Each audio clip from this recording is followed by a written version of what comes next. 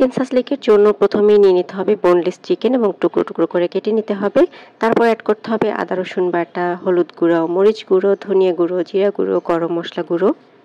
Add করতে হবে অল্প একটু লবণ, যেহেতু সয়া সস দেওয়া হবে তাই লবণের পরিমাণটা কম দিয়েছি। এরপর সয়া সস দিয়ে ভালো করে ম্যারিনেট করে রেখে দিতে হবে 2-3 ঘন্টার জন্য। আর এদিকে ক্যাপসিকাম আর পেঁয়াজ কেটে নিতে হবে।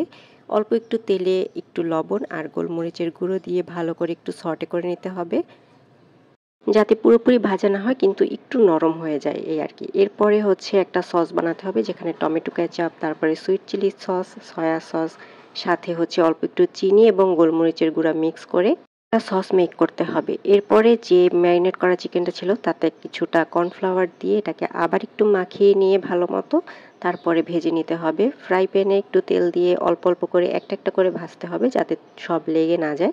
যখন ভাজা হয়ে যাবে এরকম লাল লাল করে সসটা দিয়ে একটু মাখিয়ে নিতে হবে।